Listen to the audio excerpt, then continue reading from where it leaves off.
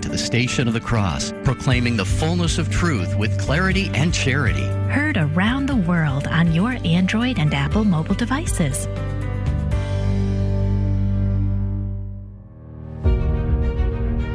The Simple Truth, rising up to explore the difficult topics of real life.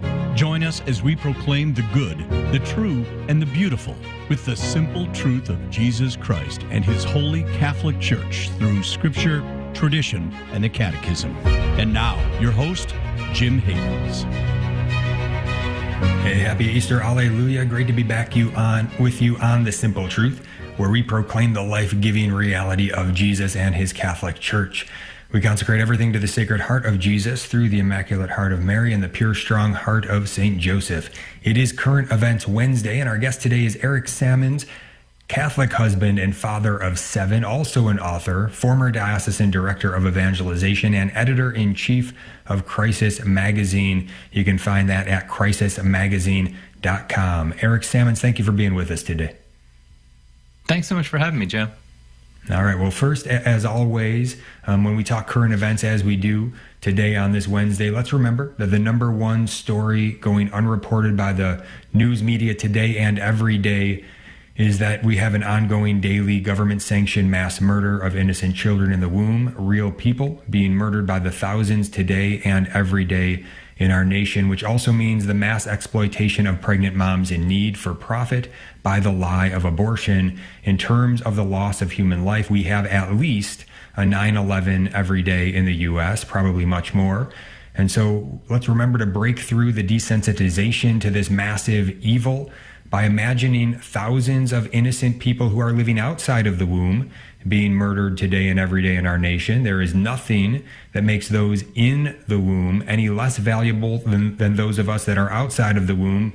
And so if it were thousands of, let's say, 2-year-olds being murdered every day in our nation, would we care more? Would we do more to end it? Of course we would, way more. So we have to shake ourselves out of this desensitization. We have largely accepted the daily mass murder of abortion, even within the human element of the church. So we must strive not to be desensitized to it, not to minimize the magnitude of this ongoing atrocity. And the magisterial teaching of the Catholic Church is extremely clear that every child in the womb is equal in value to every person outside of the womb, and we ought to act accordingly. Catechism of the Catholic Church 2270, human life must be respected and protected absolutely from the moment of conception, meaning fertilization. From the first moment of his existence, a human being must be recognized as having the rights of a person, among which is the inviolable right of every innocent human being to life. Also, if you've experienced abortion in some way as a mother, father, sibling, grandparent, etc., there are some great people, great resources available to help you in your healing process. We love you. You are not alone. Go to lovewillendchildkilling.com. Click on the healing tab for more information. Eric, we start here every Wednesday, but any comment on all of this as we begin today? I think it's great you do that, because I do think even we Catholics who are pro-life and have done much in the past, we can become desensitized to it. It's funny, as soon as we started here, I heard upstairs my wife and kids just got back from praying at Planned Parenthood, and they go every Wednesday to do that, which I think is great. And I just think we need to have more people at the abortion mills, being a witness and counseling and doing whatever it takes to end abortion.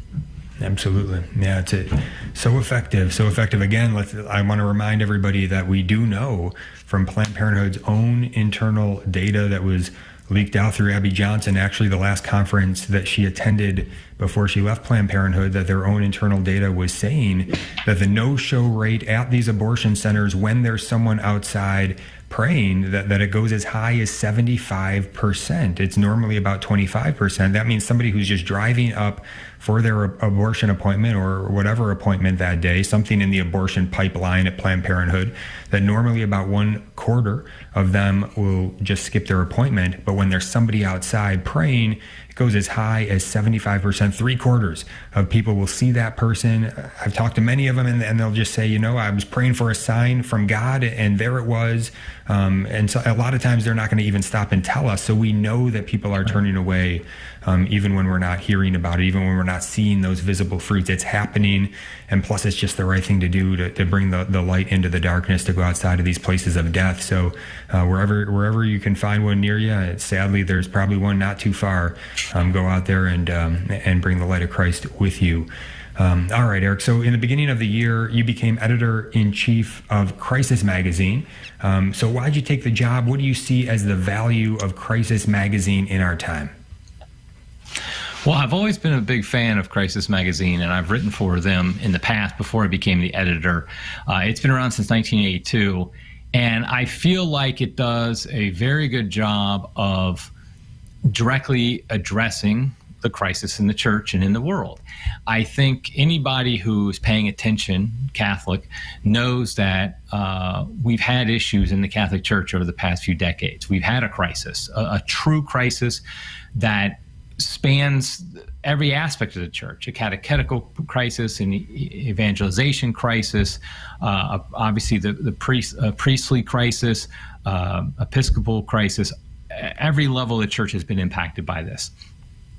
And so what Crisis Magazine's trying to do is to bring that to light, but not just say we have a crisis, but what we can do about it. And if you ask, why did I take the job? That's really the reason, is not just, it can be very easy in these different websites and Catholic media to just complain about what's going on.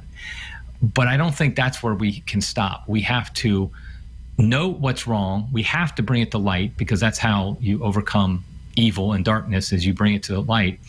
But then we also have to give practical steps of how we can overcome that and how we can overcome the crisis. And that's what I'm really looking for mostly as the editor of Crisis, is different articles and things we can do to help overcome this crisis. Mm-hmm. Yeah, extremely valuable in our time, that purpose, that mission that Crisis Magazine is stepping into, and the fact that we need to look at it. We need to face these things that a lot of times we don't want to look at or face, especially when it comes to things that are scandalous, within the human element of the church, with regard to bishops, priests, with whatever is going on.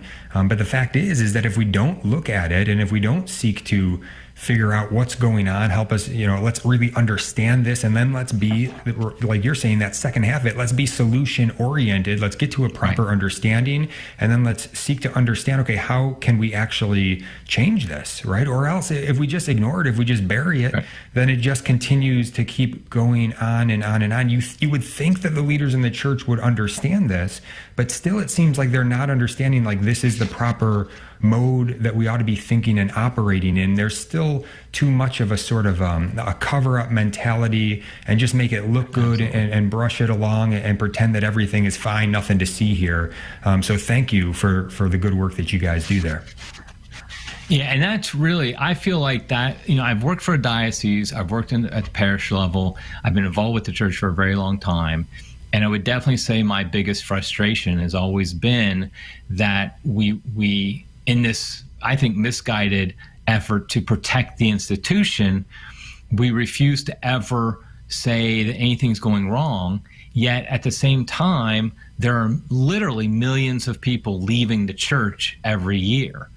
And if you go to your average parish or diocesan function, and you had no idea the truth that was true, you would think everything was great, because they would talk about what a vibrant parish they have and what a great diocese they have. All these great things are going on. We have this, great. But then you look at the numbers and you see people are flocking for the doors.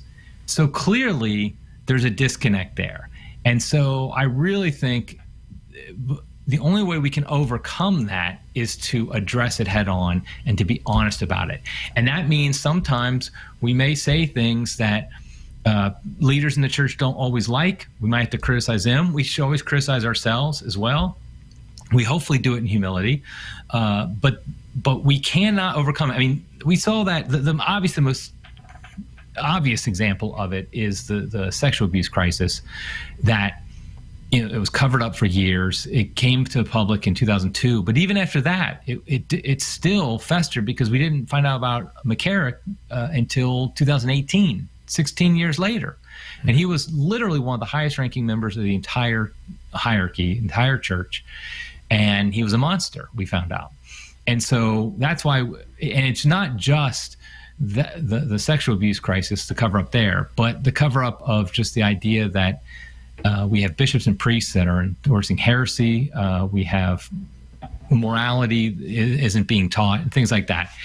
So it can be very easy to get down about that. But I think what we do is we bring it to light and then we offer solutions. And that's what we're trying to do at Crisis, at least. Mm-hmm. Yeah, very, very good. And it goes along well with an article that came out today, Crisis Magazine. This article is entitled "Catholic Men Rise Up and Fight," written by Layla Lawler and Layla Miller, who Layla Miller just happened to be on with us yesterday sharing her testimony. If anybody missed it, go back, check out yesterday's episode. It's phenomenal. But what a great article, really calling men on to really do that, live out our masculinity properly, virtuously, by seeing the problem that exists inside the church here in the corruption within the human element, and to actually get together, start strategizing, figuring out how to be solution oriented. What was your takeaway in reading the article? Well, I was ecstatic to run it because it was a great article. And I do think most people know at most parishes, they're dominated by women. And the fact is, though, the men have a definite leadership role in the Catholic Church, and we need to call them out, us out, to take on that role and to lead the church out of this crisis. And so I really felt like this article put it very well that one of the main crises we have in the church today is a crisis of masculinity. That this idea that men were acting, frankly, effeminate, and so we need to act like men and take that leadership role to help the church out of its current crisis. Mm-hmm. Yeah, great. Yeah, we're going to talk more about this and much more when we come back after the break on The Simple Truth with Eric Sammons today. Stay tuned.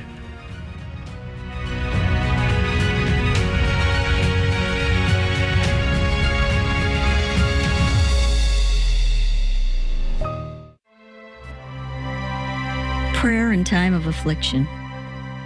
Blessed, O Lord, be thy name forever. Who has permitted this affliction to come upon us? We cannot escape it, but must of necessity fly to thee to help us and turn it to our good. Lord, we are now in affliction. Our souls are ill at ease, for we are much troubled with this present suffering. Let it please thee, O Lord, to deliver us, for poor wretches that we are. What can we do without thee? Thy mighty hand can do all things. Give us patience, O Lord, and strength and peace. Help us, O God, and we will not fear, no matter how grievously we may be afflicted. O Lord, thy will be done. Welcome be the will of God. Sacred Heart of Jesus, we place our trust in thee. Amen.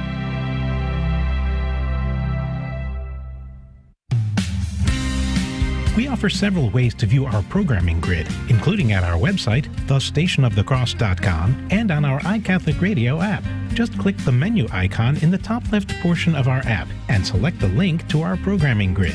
That's at thestationofthecross.com and on our free iCatholic Radio app for Android and Apple mobile devices.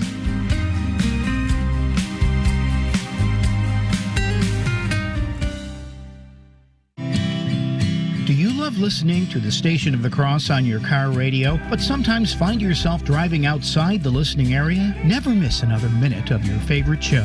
Download the iCatholic Radio app so you can listen anywhere in the world 24 hours a day. The iCatholic Radio app is available for your phone in the Apple Store or for your Android phone in Google Play. Visit thestationofthecross.com for more information.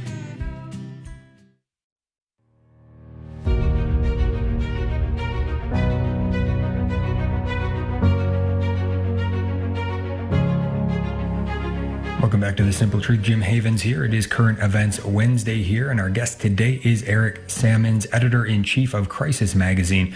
Talking before the break about this article came out just today, crisismagazine.com, and it's entitled Catholic Men Rise Up and Fight by Layla Lawler and Layla Miller, the two Laylas. So, Eric, what else did you have on a takeaway in terms of, I read this and I think, this is on target. These are, I think, themes that many, I think, faithful men in the church who have recognized the problems, and they've been striving to figure out, okay, what can we do about this? Many times it's, you try maybe to push back a little bit, with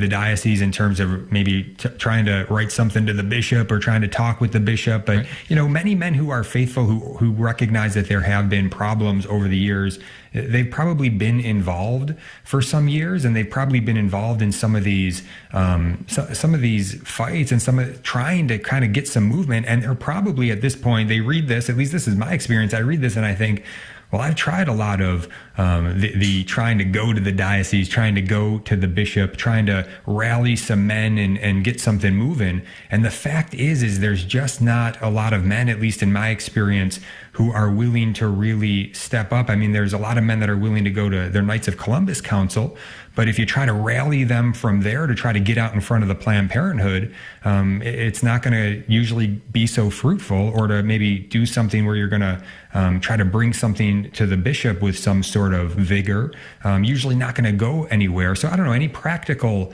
helps for us as we read this to think about, okay, how can we really put this into action? Well, I think one of the greatest crises in the world today is this misunderstanding of the difference between men and women, that we have different roles to play in our families and in society, in the church and in society. And I do think it impacts and infects Catholic men. And so first we look to our own house. Like, are you a Catholic man? Are you a father and husband? Are you the head of your domestic church? Are you acting like it? Or do you, for example, leave all the spiritual stuff to your wife? Is it your wife who's the one who's saying, okay, let's pray the rosary tonight? Is it your wife the one who's saying, let's go pray Planned Parenthood? Why aren't you leading? Why aren't you the one saying, let's go to Planned Parenthood this weekend? Let's go and pray there. Let's pray the rosary. Let's do whatever. And the men should be leading that. Same thing for Catholic priests. Are you leading your parish, or does your parish lead you? You see a lot of parishes where the priest is basically led by the parish council. Parish council decides everything.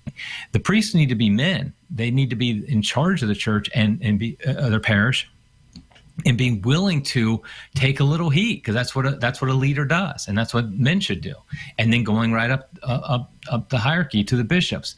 Are bishops just going along with whatever the USCCB, the other bishops are saying? Are they standing out? I mean, one example is Bishop Strickland in Texas. Mm-hmm. He's doing a great job of standing out, of not just saying, okay, I'm just going to do whatever the other bishops do because I don't want to get out of line with them. No, he says, I'm doing what I believe is right. And so we need him to do that, bishops to do that. So you see, for everybody, it's not just a matter of, okay, I need to go complain to or something to or protest at my parish, my diocese, whatever. There's a place for that. But it's more about being leaders, being men, making sure your kids are being raised in the faith, making sure your family is following the precepts of the church, going to Mass regularly, and even things like, pushing back all the COVID restrictions that have made a farce out of going to a lot of parishes these days. Like, as a man, are you just saying, no, I'm not going to do that? Like, for example, my younger kids, they've never worn masks, and they're not going to at their age. There's no need for them to. Right. And I was in a situation once where, it was mask required and I had to be there. So, and I don't normally wear them myself, but I had to wear one because I had to be there. But my kids came in and I was like, no, my kids are not wearing them. And they said, okay. I mean, usually in most cases, that's just the case may be. That's just one example, though, of we have to take our stands, and we have to do the things we, as men, to be leaders, to be people that look towards us. Because, as I said before the break, most parishes are dominated by women. It's kind of a joke among when you hear about people outside the church talking about how it's a male-dominated church. It's like, we all know that's just not true. Now, there's a role, obviously, for women, just like there's a role for men in parishes and in the church. But the parish should be led by the man who's the priest, and men should be more involved in doing things like organizing a group to go pray at the Planned Parenthood, organizing maybe building a grotto on the parish grounds to our Blessed Mother, or something like that. Doing these things to be leaders, to lead people to salvation. That really, I feel like, is the crux of what the Leilas were trying to say, is like, step up, men, and be the leaders that we're called to be. Mm-hmm. Yeah, that's very good. Yeah, and I think that proper ordering is important. We talk a lot about that here in terms of, look, at first it's our personal holiness, in terms of, are we saying yes to Jesus and to his Catholic Church, to a life of prayer, to the sacramental life, right? How are we living as regards that? We better get that in order, be saying yes in that regard. And again, we're not perfect in any of these areas, but we ought to be striving to advance towards perfection in all of these areas. So in that element of holiness, but then also, yes, vocation. If you're a husband and a father, what does it mean to really live out that role of husband and father in a very virtuous way, in a very Catholic way, right? Where is the best place to be forming your children? You are the primary educator in the faith for your children, and in general for your children. So if you're going to outsource that, you better be quite sure you're going to be outsourced. So in our church and beyond. So to me, though, in this time, there is an added sort of responsibility for us, because we're supposed to, as lay people, we're supposed to be the leaven we're out there in the world in places where priests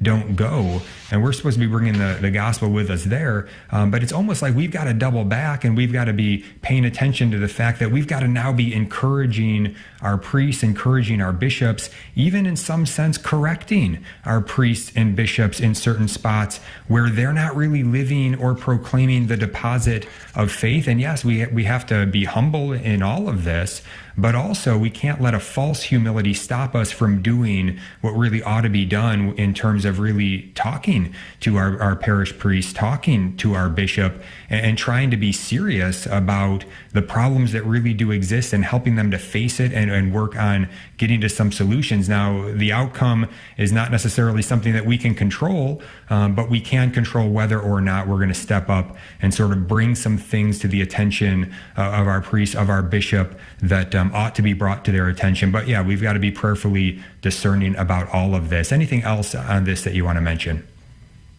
Yeah, I would also say something that I know will be controversial among some Catholics to say. I think we have to remember the role of a parish in our life. The role of a parish is to be our kind of spiritual way station on the way to on the path of salvation. It's supposed to give us strength. It's supposed to lead us to heaven. And so if a parish, it's not our role, it's not the purpose of the parish for us to fix it, in the sense that we should be involved and we should be doing things to help it. But if a parish is so bad that they're not listening, they're not really doing a great job of being that way station of path salvation, I think you have to leave it and go find a better parish. I mean, frankly, I know there's some situation where it might be difficult, but your salvation is salvation. Your family's on line. And so don't be like, I'm just there to fix the parish. It's not doing its job then. If a parish is so bad that you feel like you're just there to fix it, then you need to find a parish that's doing at least a better job than that one. And you'll have more chance of success. And I also think that kind of shows the diocese when you vote with your feet. If they see everybody's going to the faithful parishes, the ones that are really proclaiming the gospel and living it out, then hopefully they'll get the message that way too. If the ones that are just going through the motions or not really serious about the faith are dying out, that's a good thing, frankly. I'd rather just have the parishes left that are really being faithful to the gospel.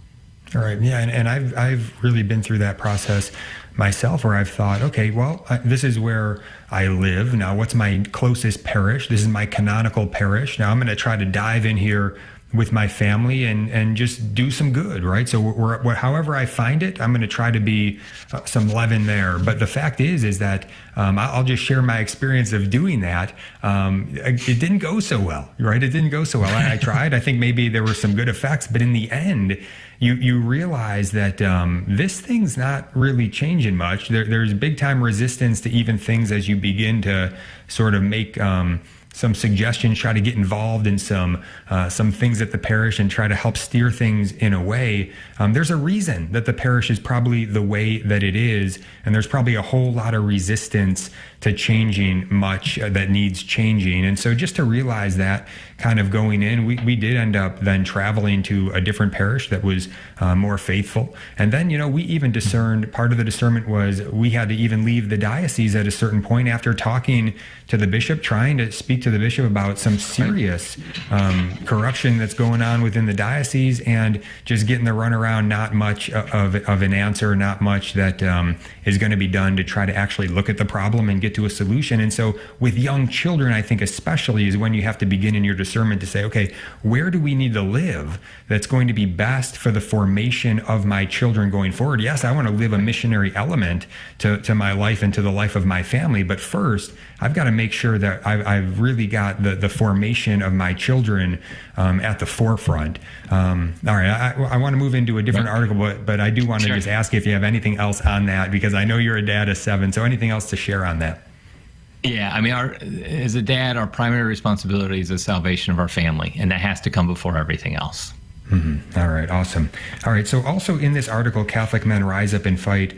So one just point where they're talking about some of the problems here that we ought to face. They say this: as COVID-19 has run its course, the moral abuse from our clergy has increased. Those with reasonable prudential concerns about masks and experimental vaccines, including the morality of cooperating with the use of aborted fetal tissue in the testing, development, and or manufacture of the latter, are now rebuked as violating the commandments. And so that kind of weaves in very nicely to another article that you have there, crisismagazine.com, from April 1st by Bishop Athanasius Schneider. And this is entitled Resisting Abortion-Tainted Vaccines and the Culture of Death. He's been a great leader on this topic. We've been talking about this topic for quite a while.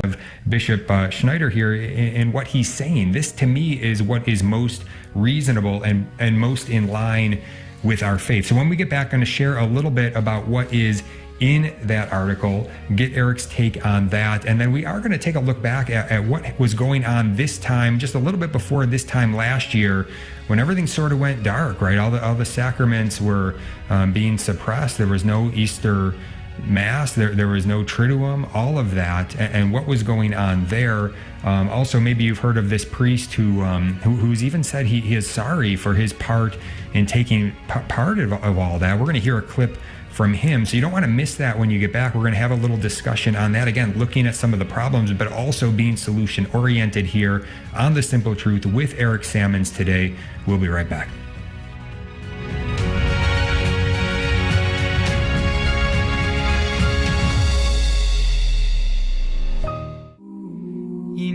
My name is Nathan Wigfield, Executive Director of the St. Thomas More House of Prayer, a Catholic retreat center in Cranberry, Pennsylvania, with the mission of praying and promoting the Liturgy of the Hours.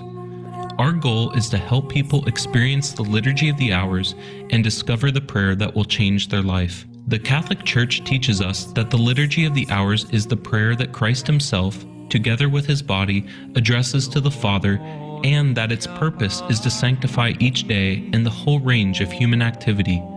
That means every time we pray this prayer, our relationship with Christ is deepened. We are united to the faithful of every time and place, and our entire day and work are made holy unto the Lord. To learn more about the prayer of the Church, please visit liturgyofthehours.org or call our retreat center at 814-676-1910. Podcasts of our network-produced shows are free for your listening pleasure at thestationofthecross.com and on our free iCatholic Radio app for Android and Apple mobile devices. Be uplifted in your faith and inspired to spread the good news of Jesus Christ. Listen today at thestationofthecross.com or on our iCatholic Radio mobile app.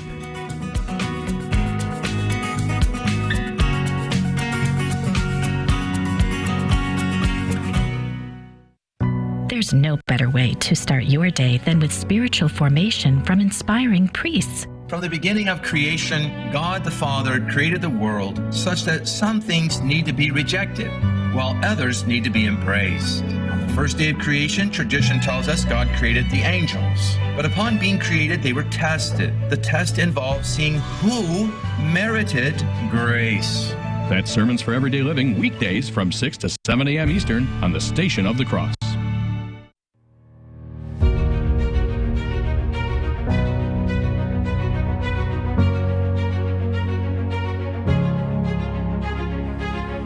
Welcome back to The Simple Truth. Jim Havens here. Current Events Wednesday. Our guest today, Eric Sammons, editor-in-chief of Crisis Magazine.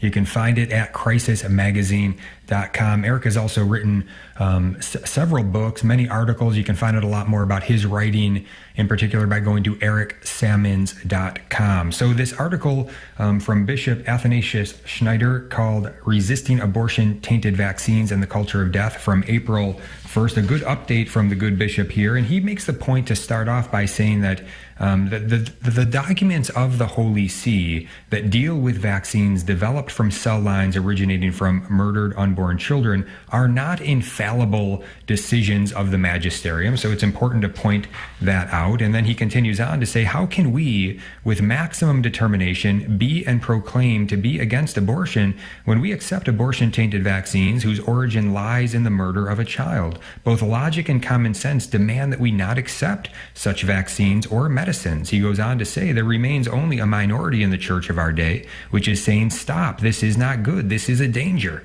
As Christians, it is our duty to bear witness to the world by not accepting these vaccines and medicines. He concludes by saying it is incomprehensible how churchmen, with the aid of abstract theories from moral theology, can tranquilize the conscience of the faithful by allowing them to use such vaccines and medicines. The blood of the murdered unborn children cries to God from abortion-tainted vaccines and medicines.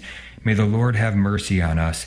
And so this is very, very important to be discussing, very, very important to hear a voice like the good bishop here, Bishop Schneider, telling us the way that he is putting this moral calculus together, which is to not minimize what the evil that has taken place at the beginning here and how it's being used, even if it's remote participation. The fact is that this evil is so, the magnitude of it is so great that if we want to be serious about trying to stop this evil, we ought not participate with it even remotely.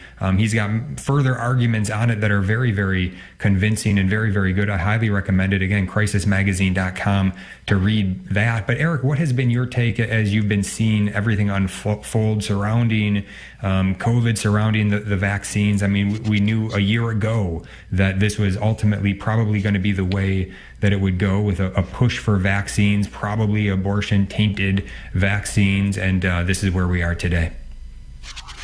Yeah, I actually just finished recording a podcast for Crisis that talks about this issue a lot. And there's so many different interrelated issues here that we have to realize. And I think frankly, church leadership has done a terrible job of being intellectually honest about the different issues that are involved. Because if you listen to the typical bishop today, and even the Pope, they basically just say the vaccine is morally okay, and all of them are morally okay, and there's a grave danger, so everybody needs to take it. And that's basically the extent of it. But if you look at what some people are saying, is that there's more to the question than just that.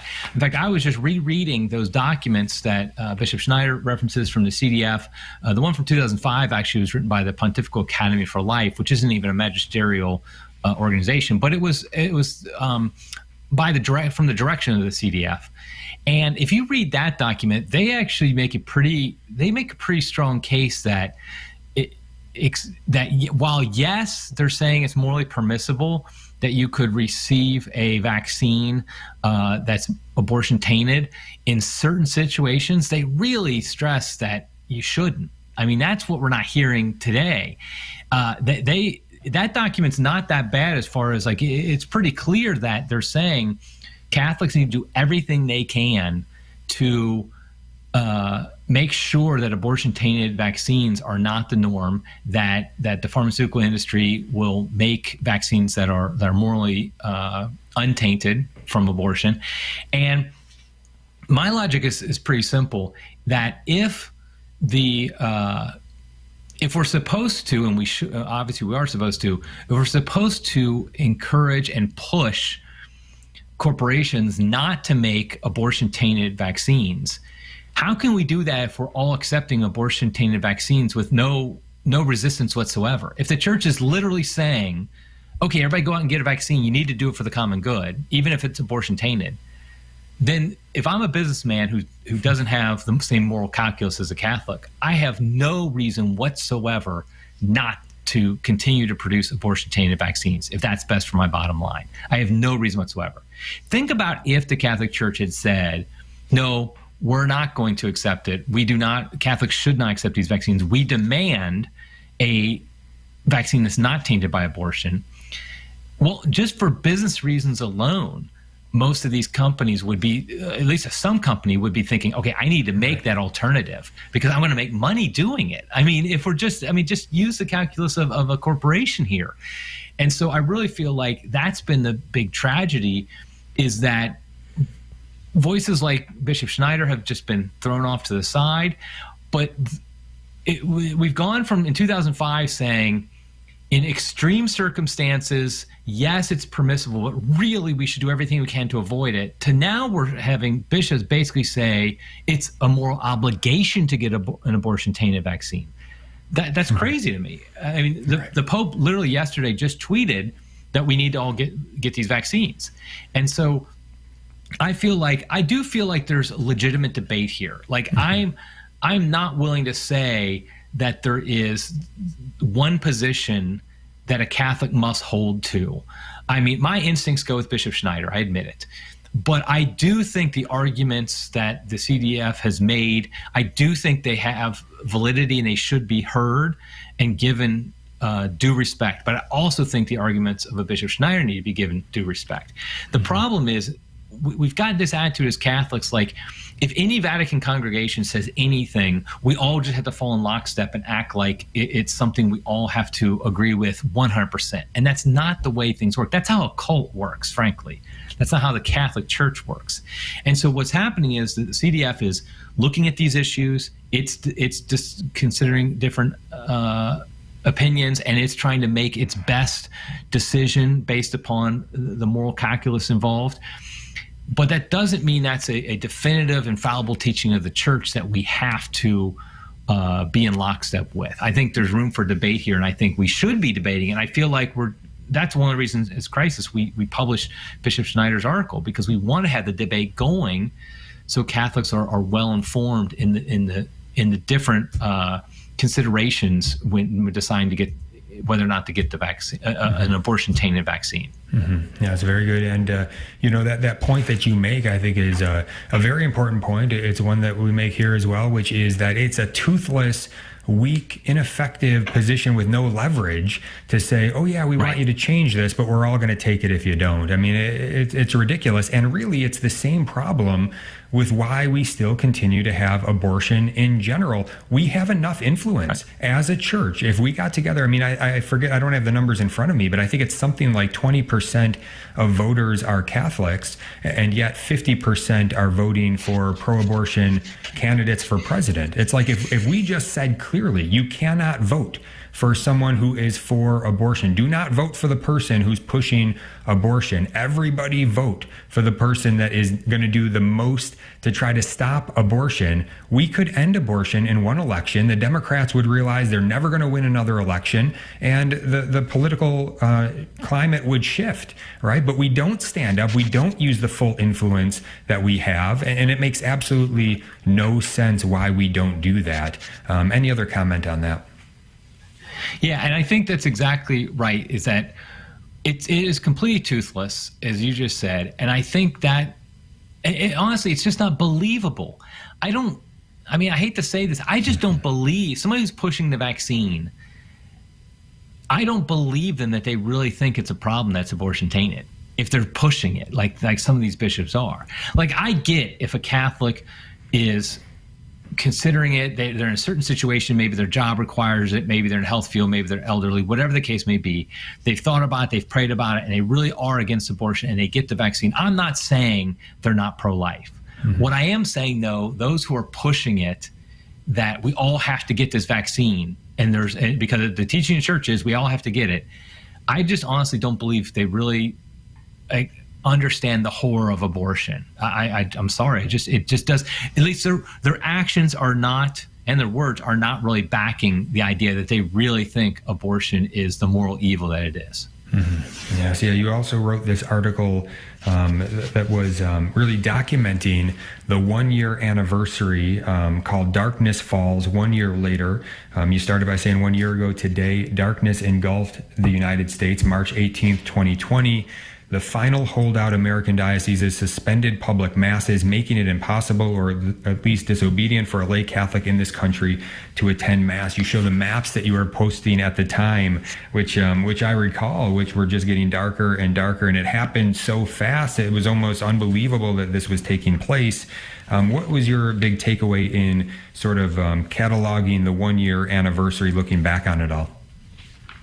Well, I just don't want us to forget what a big deal it was that, to my knowledge, the first time in history that basically bishops denied the public celebration of the Mass for a health consideration like this. I mean, there have been times, like, for example, countries have been put under interdict where people couldn't go, like England. That happened 600 years ago. But this was just a unique situation. And I think in hindsight, there's no way you can justify it. Like I said in the article, and I still do believe this, I'm willing to give a pass to people from last March and April of 2020 who overreacted, who we did not have all the information we needed. Like at the time, I was against it. Some other people were against shutting down the Masses because I think there's no more essential service in the Mass. But I do understand there was a lot of panic, a lot of misinformation, a lot of ignorance going on. And so, okay, fine. But what we have to do is, in hindsight, we have to look at what happened so we don't make the same mistake in the future. That's why I wanted to revisit the situation, because we had for about a month and a half, actually about 2 months, it was almost 2 full months, the entire country, no lay Catholic could go to Mass. And that's just a tragedy beyond comprehension. And I think if we understand the power of the Mass, we'll realize how terrible that was, that we weren't allowed to go to Mass. And I really commend, you mentioned it earlier, that priest, I believe he's in Arizona, I can't remember now where, where he basically apologized. He said he was part of it, and now he looks back. That is an honorable and masculine priest right there, because we all make mistakes. Like I said, we didn't know what was going on a year ago. I get that. But now what I'd love to see is for bishops to say, I shouldn't have done that. And if you say that, I will say, God bless you, and I appreciate your honesty, and let's just work to do better in the future. And all is forgiven. I mean, frankly, all it can, because, you made a mistake, you asked for forgiveness, great. But to my knowledge, that's the only priest who said that. I mean, I don't know of any other priest or bishop who has said what we did was wrong, because it was wrong. It was terrible. And because, remember, we talk about, people say, well, we had this pandemic, stuff like that. Home Depot was still open. The local grocery store was still open. There was plenty of things that were still open because they were essential services.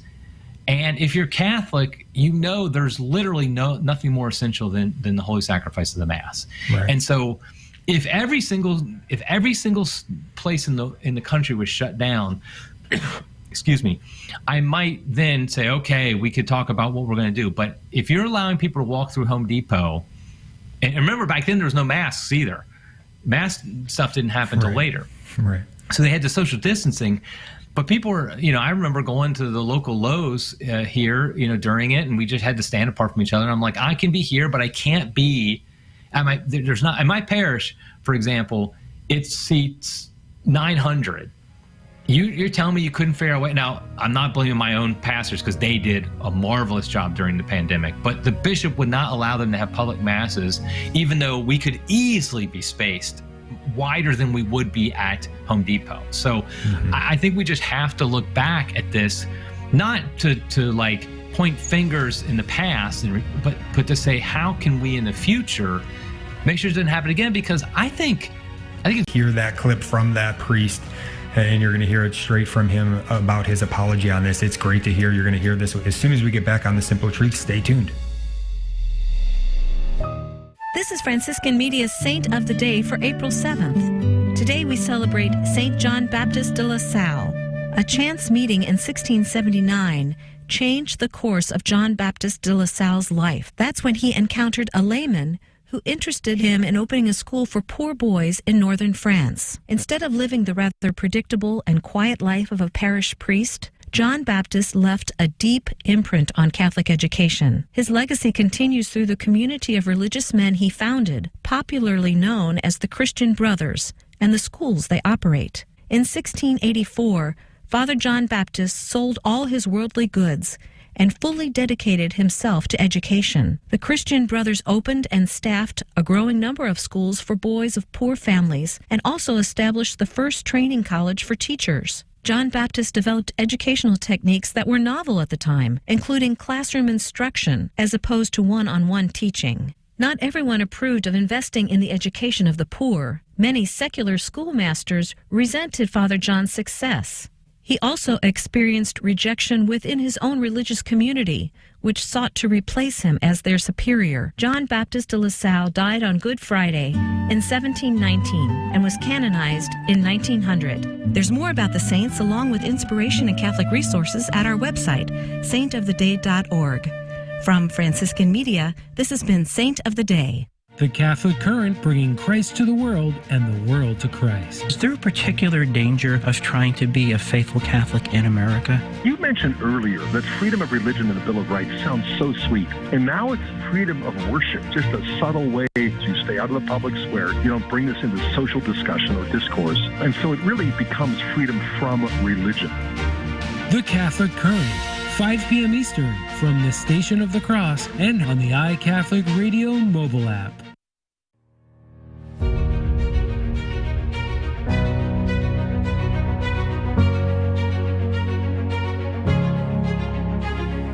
Welcome back to The Simple Truth. Jim Havens here. Current Events Wednesday. Our guest today is Eric Sammons, editor-in-chief of Crisis Magazine. CrisisMagazine.com is where you find it.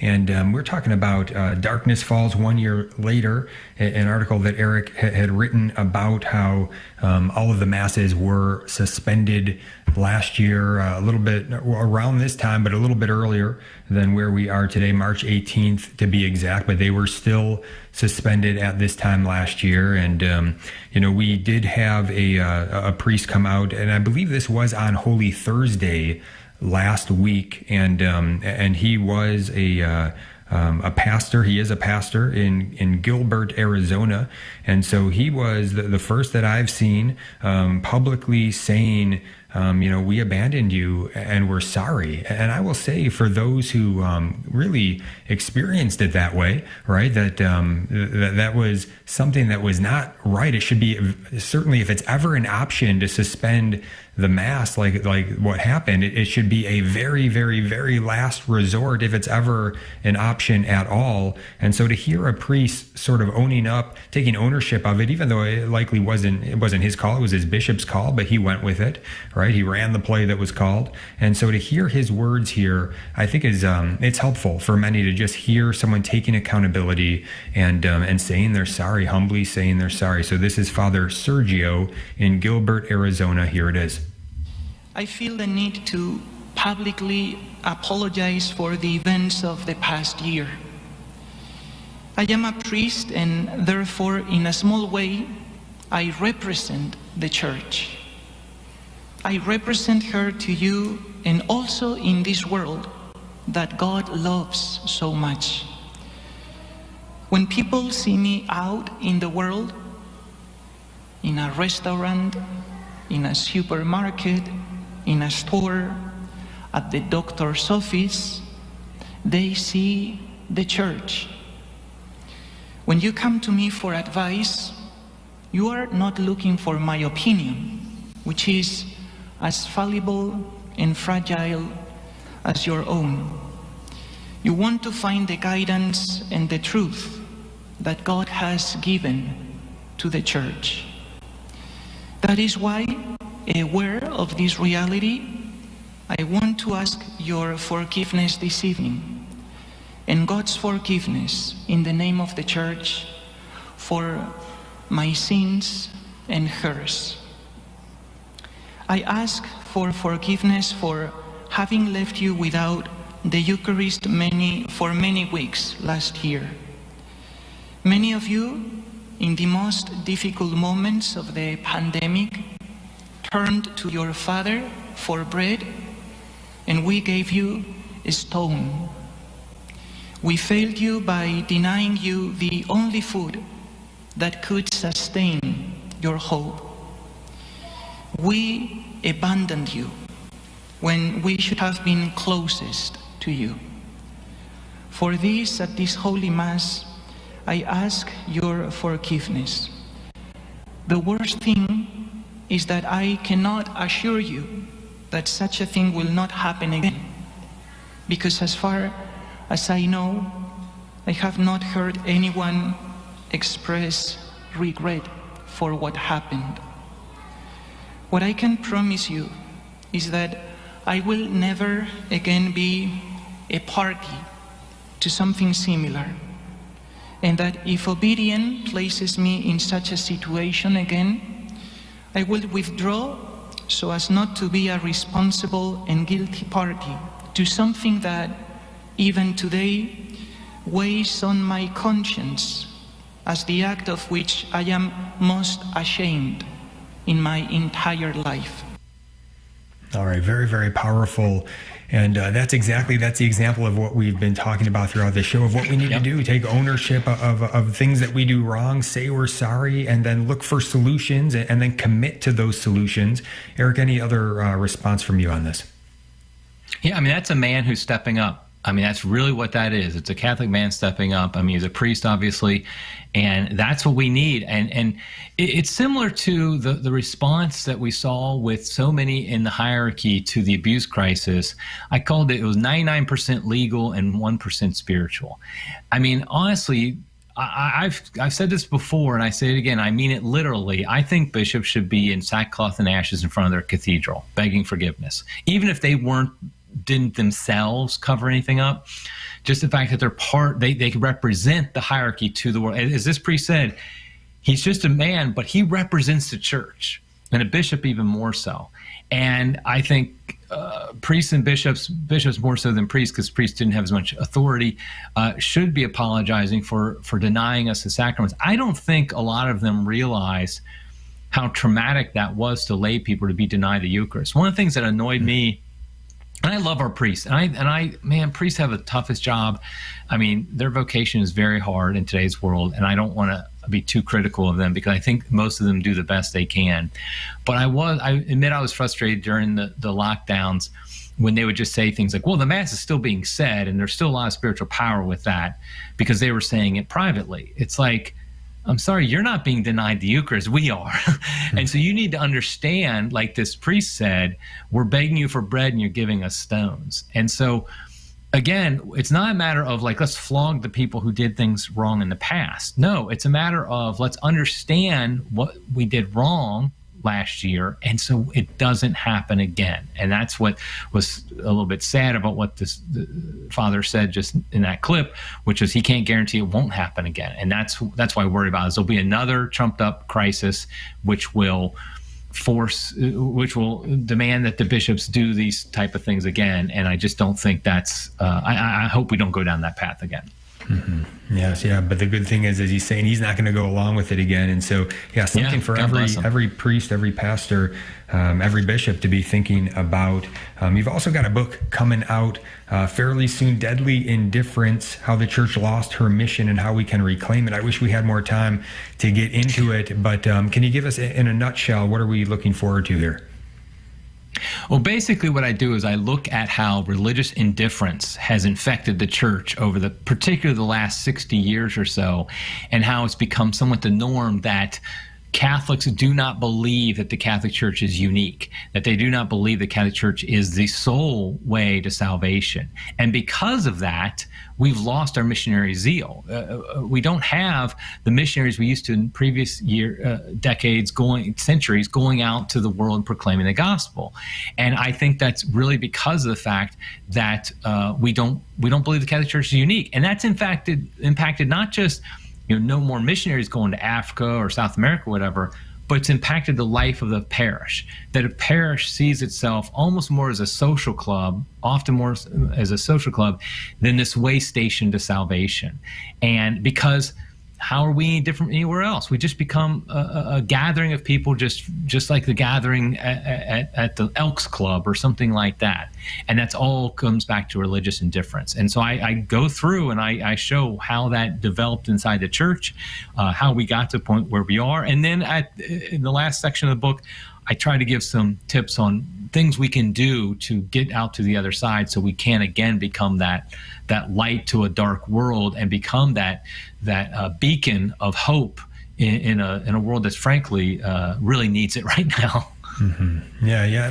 And let's just make that clear too. I mean, I know we're clear on this, but if there's anybody listening and they're hearing, okay, we're talking about some problems and trying to get solution oriented on these problems, understand that these problems exist because of lack of fidelity to Jesus and to his Catholic Church. Like if we just were all in and believing in the deposit of faith that's been handed on, these things would not be taking place as they are. So it's not that there's anything wrong with the church and who she is in her identity as the bride of Christ, the spotless bride of Christ. It's the human element that's been corrupted. We need to clean it up. We need an advance of holiness, of fidelity. Any final comment for us today? I just say amen, exactly. We just need to strive for holiness and let all the rest will get taken care of then.